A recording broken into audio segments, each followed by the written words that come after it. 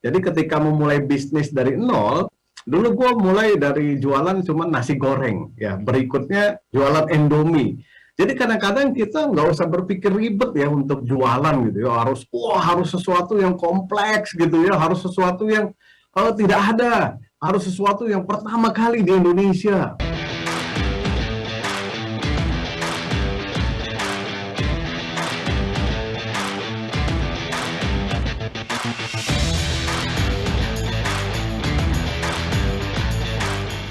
Halo sahabat GoTo, senang sekali saya bisa berkesempatan hadir di acara Konferensi Maju Digital. Perkenalkan, nama saya Rex Marindo. Sekarang saya menjabat sebagai CEO Foodies, the first F&B EdTech in Indonesia. Nah, teman-teman, sedikit perkenalan ya. Nama saya Rex. Tadi saya kebetulan dulu punya pengalaman menjalankan bisnis dengan brand-brand seperti Warung Abnormal, Bakso Bujangan, kemudian juga Nasi Goreng Mafia. Nah, itu saya memulai kurang lebih di tahun 2013 sampai kemudian 2019, dan akhirnya kemudian kita memutuskan untuk membangun satu bisnis di bidang edukasi F&B ya, di bisnis kuliner, karena ini salah satu bidang yang sangat penting ya buat teman-teman semua untuk bisa belajar, kemudian bisa mengembangkan bisnisnya. Kita bisa membantu banyak UMKM untuk naik kelas dan bisa menjadi berhasil dalam menjalankan bisnis kulinernya. Oke, teman-teman, kita akan coba sharing materi tentang bagaimana memulai bisnis kuliner dari nol. Ya, ini materi seru banget buat teman-teman semua. Thank you banget nih buat teman-teman dari GoTo karena memfasilitasi acara ini untuk bisa menjadi bekal teman-teman menjalankan bisnisnya. Oke, let's go. Oke, teman-teman, sekarang kita akan masuk ke seperti apa sih memulai bisnis kuliner itu, khususnya teman-teman yang baru akan memulai atau sudah jalan tapi baru, ya, kemudian juga punya cita-cita untuk kemudian mengembangkan bisnis kuliner ya tentunya ke depannya ya. Oke, kita mulai sesi yang asik ini ya. Jadi bawaannya santai aja, tapi semoga ini akan menjadi sebuah ilmu yang teman-teman bisa manfaatkan ke depannya. Ya, nah tadi kita udah kenalan sedikit ya, nama saya Rex Marindo, kemudian saya sebagai CEO Foodies.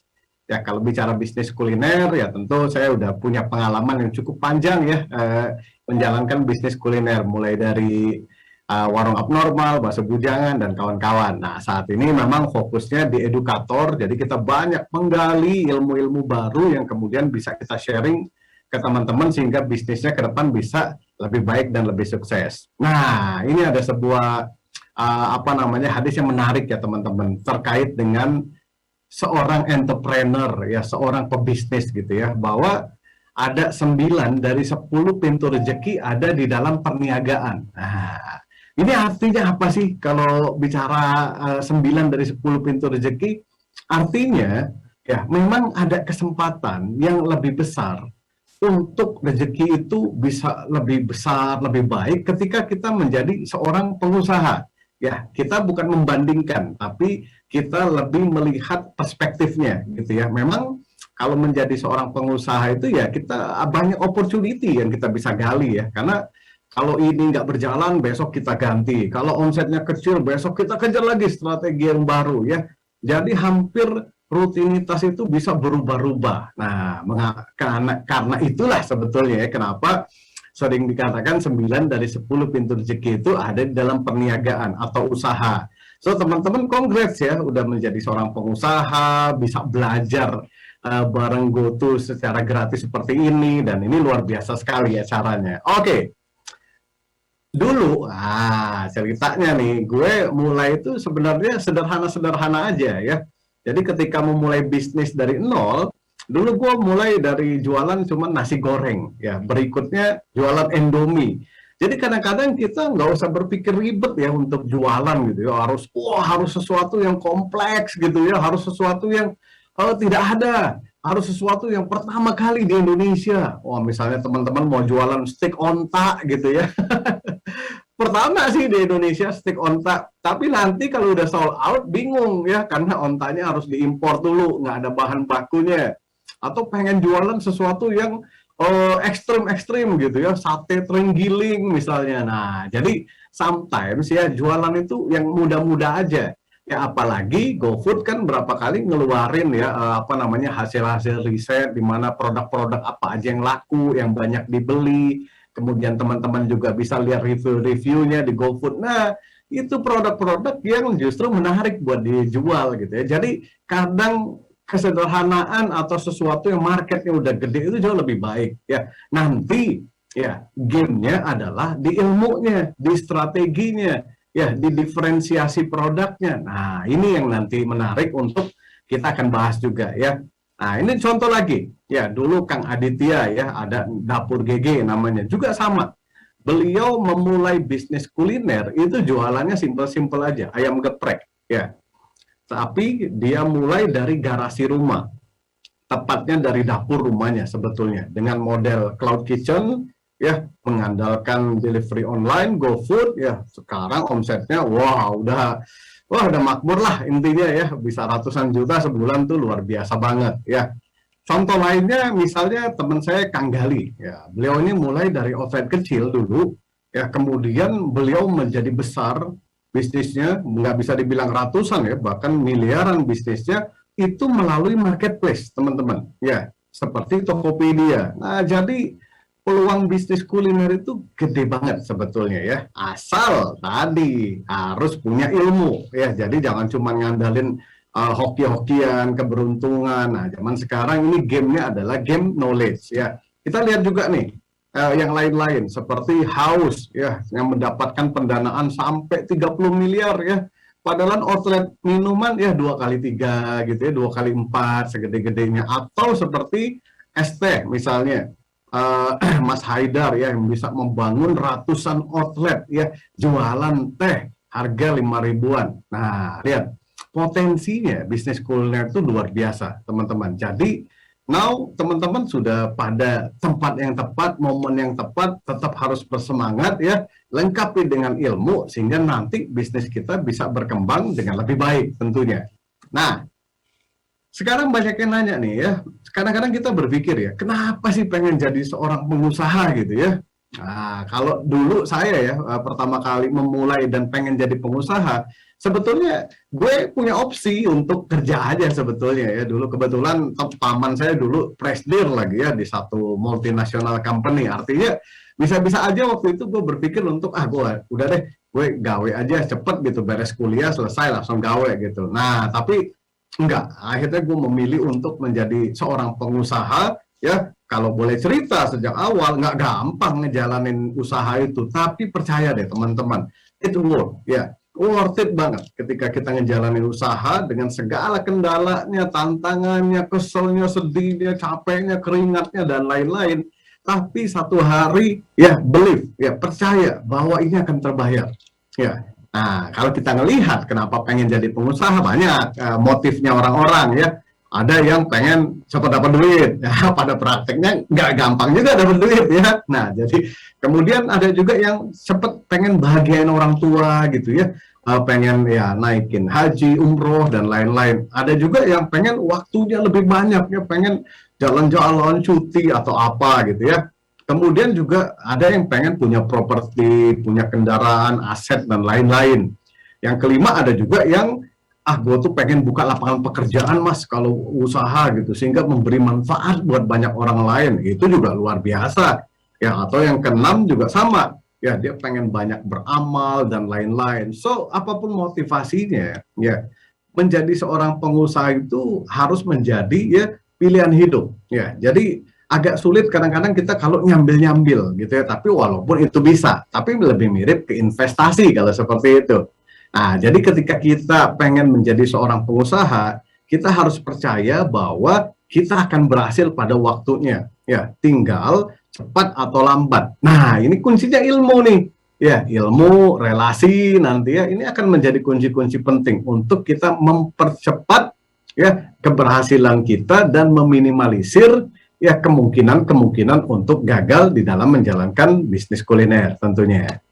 Nah, ini contoh lah ya, dimana ketika udah ngebangun bisnis, ada kesempatan ya, sekalian belajar, sekalian cari insight, kita bisa pergi kemana-mana, yang which is mungkin dulu kalau dipikir-pikir gue sebagai anak di daerah gitu ya, mungkin teman-teman nggak ada yang tahu tempat tinggal gue Tanjung Enim gitu ya, di mana juga mungkin lo nggak kebayang provinsi apa yang di Tanjung Enim ya, itu 6 jam dari Palembang gitu ya, jadi bukan Palembang ya, istilahnya kalau orang Bandung, lo asal mana? Bandung.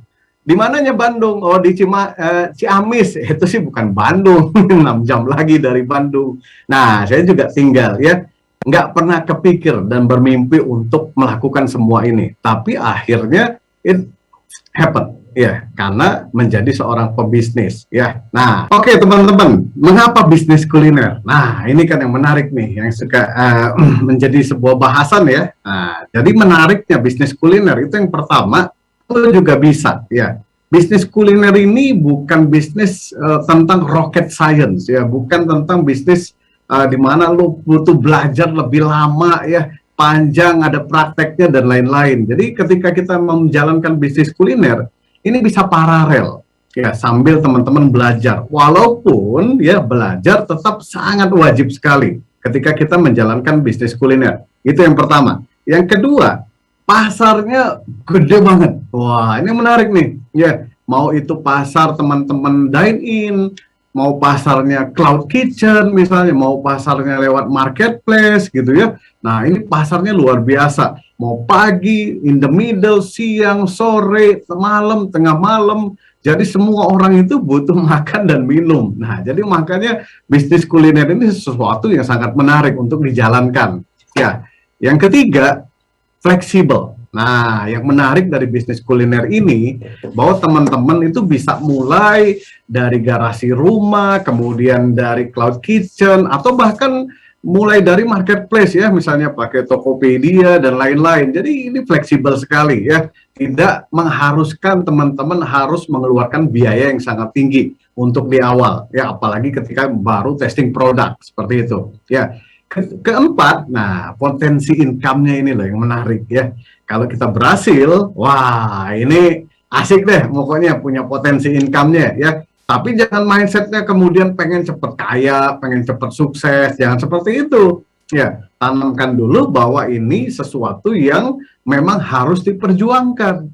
Ya, nanti ujungnya imbal baliknya adalah kita bisa memiliki income yang lebih baik tentunya. Dan juga ya, untuk yang kelima, potensi untuk bisa berkembang zaman sekarang tuh luar biasa besar ya, karena bisnis kuliner ini salah satu bisnis yang sangat menarik untuk investor saat ini. Nah, jadi 5 hal ini sesuatu yang membuat kita wah asik nih bisnis kuliner. Tapi jadi dengar dulu tapinya ya. Tapinya adalah menjalankan bisnis kuliner itu juga tidak mudah ya, walaupun potensinya luar biasa ya. Sedikit contoh nih sebelum kita masuk ke sesi tapinya. Teman-teman lihat nih, ini warteg kan ya. Warteg bisa nggak jadi bisnis kuliner yang miliaran?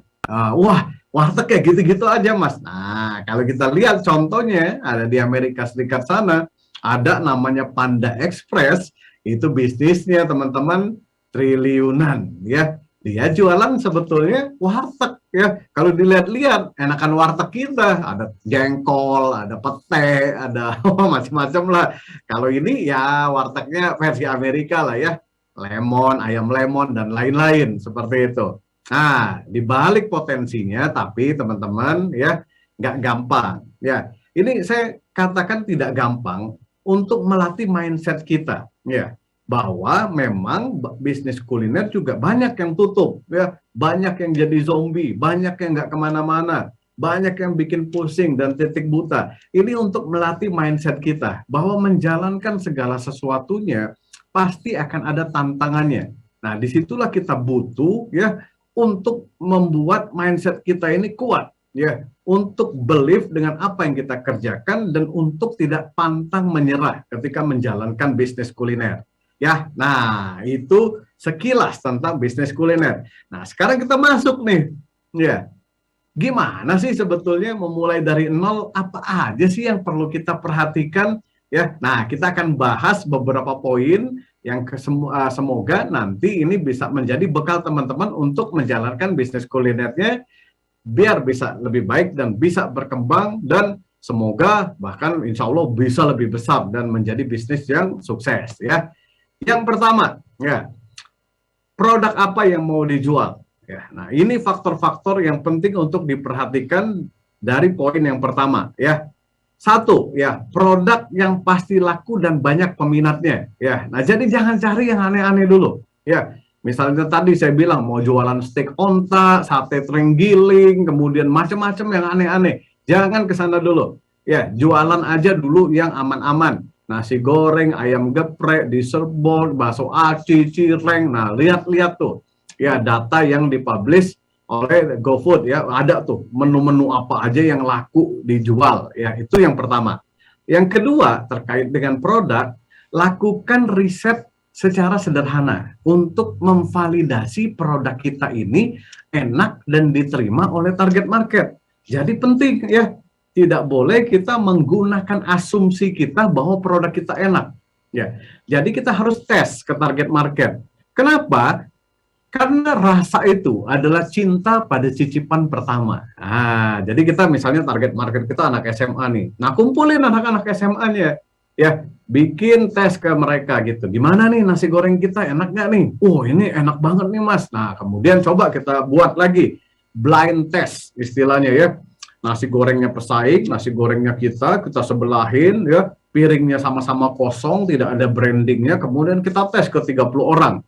Oh, ternyata 28 bilang nasi goreng kita enak. Nah, itulah produknya dinamakan tervalidasi. Itu yang kedua. Yang ketiga, cari juga produk yang SOP-nya enggak ribet. Ya, contoh misalnya di Palembang ada bolu maksuba gitu ya. Bolu yang di-create selama 8 jam sampai 10 jam. Wah, ribet. Ya, nanti kalau barangnya laku ya, gimana cara buat bolunya dalam jumlah banyak? Karena jadi bolunya aja 8 jam misalnya. Jadi cari yang gampang-gampang dulu aja. Ya, contoh ayam. Ayam udah direbus, udah dikukus, di-frozenin, kalau ada yang order tinggal goreng. Nah, itu prosesnya lebih gampang. Apalagi teman-teman yang memang baru memulai ya. Nah, keempat, produk juga harus ada wow effect. Nah, apa itu wow effect? Wow effect itu sesuatu yang membuat orang akan bikin konten gara-gara ngelihat produk kita. Ya, misalnya contoh ada bakso beranak, pas dipotong bakso lagi di dalamnya. Nah, itu wow effect. Bisa juga ada sumsum dinosaurus di Jogja tuh ya. Jadi dia jualan sumsum dinosaurus di mana bisa pakai sedotan wah disedot-sedot gitu sumsumnya. Nah, itu juga wow effect. Jadi teman-teman harus pikirin, kira-kira brand gue wow effect-nya apa ya? Yang akhirnya orang itu bisa jadikan konten produknya kita. Yang akhirnya orang itu mau bikin apa namanya video, kemudian dia-upload ke platform, kemudian dari platform itu kemudian FYP dan viral. Nah, kita harus consider ini baik-baik soal wow effect. Ya, itu yang pertama soal produk. Kita masuk yang kedua. Nah, yang masuk yang kedua nih, mau jual lewat apa? Kalau udah punya produk, sudah divalidasi, marketnya juga banyak karena kita ambil produk yang umum, kita juga harus mikir nih mulai, kira-kira mau dijual kemana ya produk gue ya? Yang pertama tentu model bisnisnya bisa jadi pakai outlet. Nah, udah banyak nih contoh ya kalau yang pakai outlet. Teman-teman bisa gunakan outlet atau gerobak ya, atau gede sekalian halaman rumah. Nah, ini juga bisa seperti itu. Yang kedua, kita bisa gunakan namanya cloud kitchen. Ya, cloud kitchen ini lagi rame sekarang ya, lagi berkembang luar biasa, bahkan bisnisnya banyak yang diinvest. Ya, teman-teman nanti bisa contoh dan googling ya yang diinvest apa aja cloud kitchen. Ya, kemudian nanti kita bisa pakai cloud ini untuk berjualan dengan menggunakan GoFood tentunya ya. Nah, sehingga marketnya menjadi besar dan ini udah banyak contoh suksesnya ya. Outletnya di garasi atau di dapur rumahnya juga udah cukup ya. Tapi perhatikan nanti membangun brand ya dan juga menjaga food safety-nya harus diperhatikan. Yang ketiga, kita bisnis bisa juga melalui marketplace ya, seperti melalui Tokopedia ya, seperti yang tadi saya ceritakan Kila Food. Ya, mulai dari bisnis hanya jutaan ya, ratusan ribu, bahkan sekarang udah menjadi bisnis yang miliaran. Yang keempat, nah ini yang paling aman, paling simple juga bisa jadi dengan pre-order. Kalau pre-order enak nih, lo terima duit dulu, baru barangnya dibuatin. Jadi hampir tidak ada resiko sebetulnya, ya. Kecuali produknya pas dikirim rusak. Nah, ini teman-teman bisa gunakan model-model bisnis ini untuk menjalankan bisnisnya. Disesuaikan dengan tahap di mana kita bisa menerima resikonya dan siap dengan modalnya. Karena masing-masing punya resiko. Ya, tapi yang paling aman, teman-teman bisa menggunakan terlebih dahulu ya delivery online seperti GoFood ataupun marketplace seperti Tokopedia. Nah, sehingga teman-teman lebih aman dulu untuk tahap awal. Jangan tiba-tiba mau invest, wah mau sewa tempat deh, itu 300 juta gitu. Ilmu aja belum ada misalnya. Nah, ini bahaya nanti teman-teman ya. Itu yang kedua. Kita masuk yang ketiga, brand, branding, dan hak kekayaan intelektual. Ya. Pertama, pastikan punya brand name yang unik, mudah diingat, dan juga punya efek keren. Ya. Jadi kalau teman-teman umurnya 30 ke atas misalnya, jualan bisnisnya target marketnya 20 ke bawah. Nah, hati-hati ya mendefinisikan keren, keren yang menurut kita nih ya. Mungkin angkatan-angkatan milenial ujung tanduk ataupun bagian baby boomers gitu ya. Belum tentu keren menurut anak-anak Gen Z. Nah, jadi paling betul lakukan survei juga kalau soal nama atau bahkan minta ide dari target marketnya kita. Yang kedua, kekayaan intelektual harus didaftarkan di KI ya.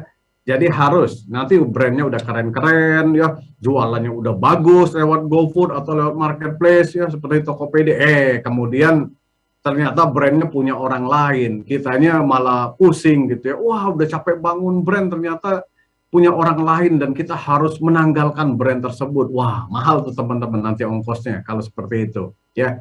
Yang ketiga, pastikan punya desain yang keren. Ya, zaman sekarang desain itu penting sekali. Kenapa? Kalau tadi rasa, cinta pada cicipan pertama, nah desain itu adalah cinta pada pandangan pertama. Nah, jadi jangan ngarang-ngarang bikin desain ya, harus bagus, punya konsep.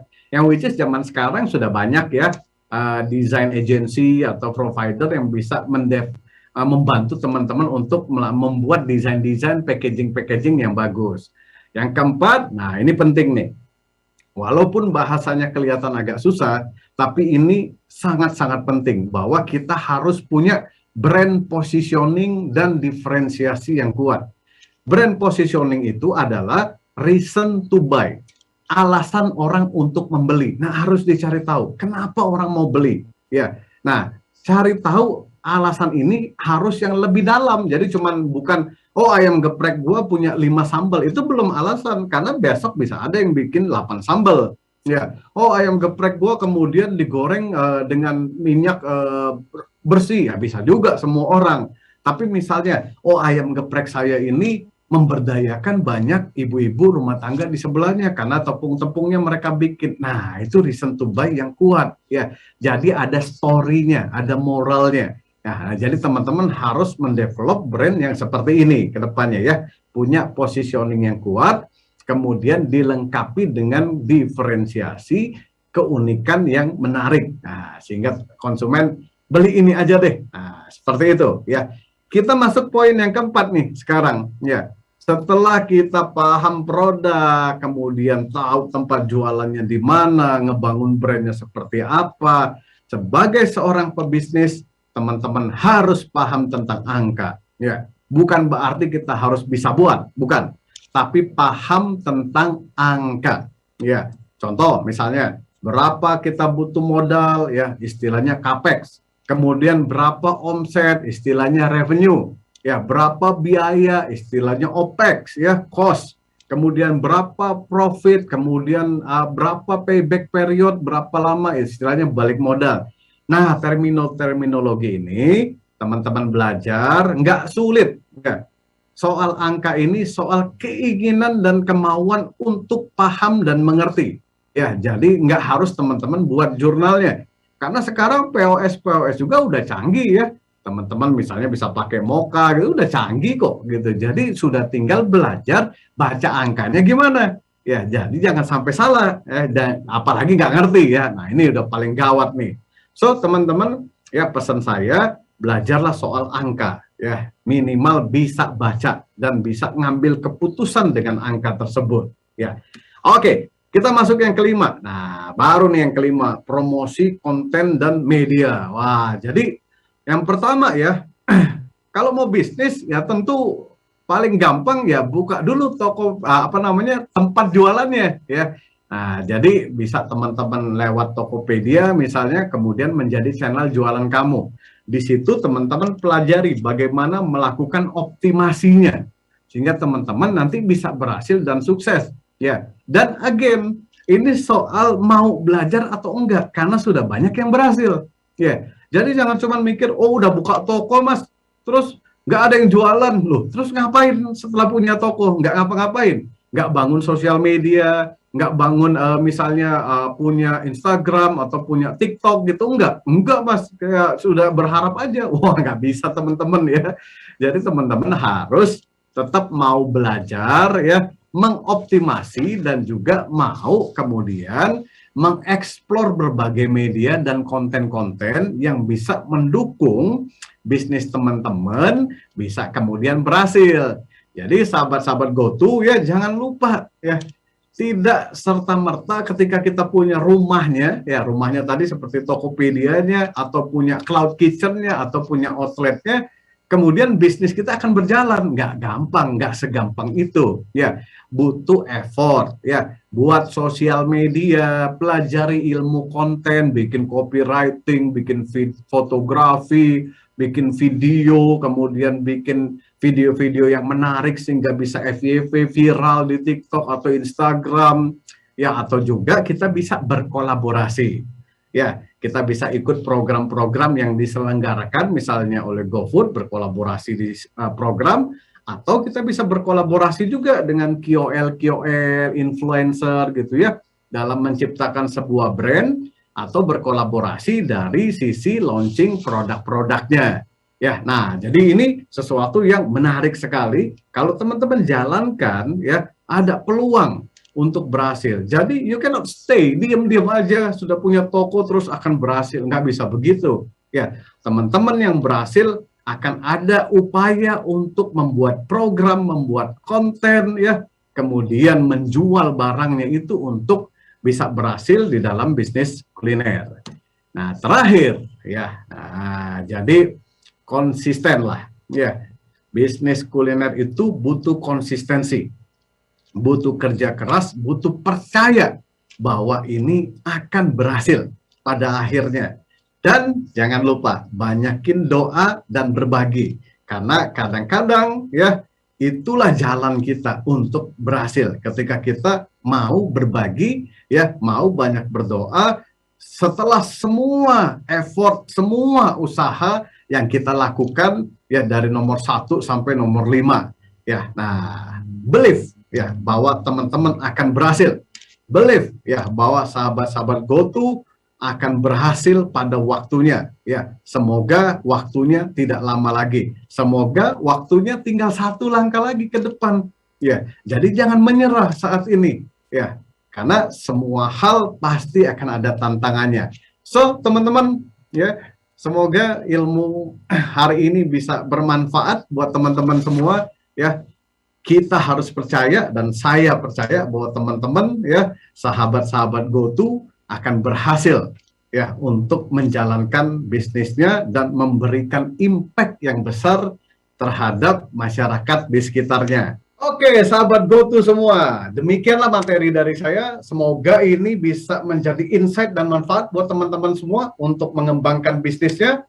So, teman-teman, bangkitkan usaha kamu lewat teknologi digital ya, bersama Gojek, GoTo Finansial, dan Tokopedia.